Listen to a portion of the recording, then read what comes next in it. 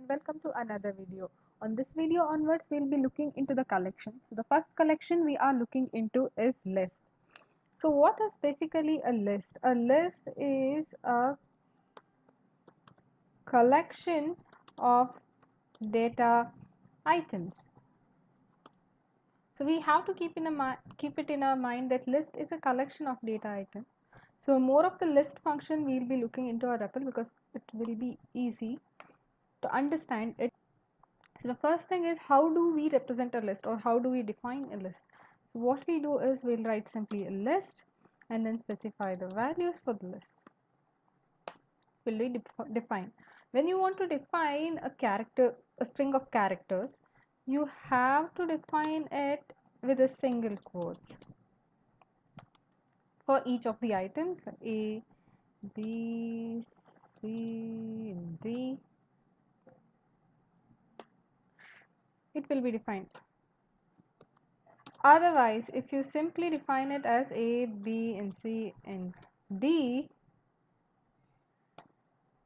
it would consider A, B, C, and D as a variable and it will of course throw an error message. Next thing about list is the functions which come in handy when you are working with list are list, first, and conj, or like cons, rest. So we'll be looking into some of those functions now. So let me define a list first. So let me write f list 1, list of 1, 2, 3, 4, 5. Okay. Oh, sorry. I just got an extra parenthesis, I guess. Okay, so now it should work fine. So I got a list which is called as list 1. So now let's see what first function will do. First off, if I'll give list 1,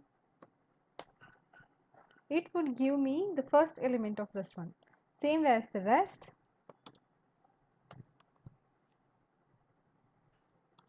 I'll give list 1.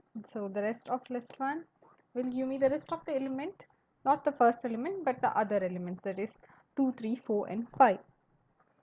The one function which comes really handy while working with list is the nth. So it would allow you to take out the particular element specified at the place. You have to provide the index number of the element and you can get that element. So let me give the list first, list 1, and I want to search the element at the index 3. Enter, I'll give 4. The numbering will start from 0, 1, 2, 3. So it's 4 obviously. And the next function which is important is conj. You can append the element to the list using the conj function. So conj, I'll specify list 1 and I'll specify the value 6. The point here is to note that the 6 will be added to the beginning of the list, not to the end of the list. That's the one point you should mark and note it while working with the list, that whatever you append in the list will go towards the first of the list, not towards the end of the list. So that's it about the list, guys. See you in the next video.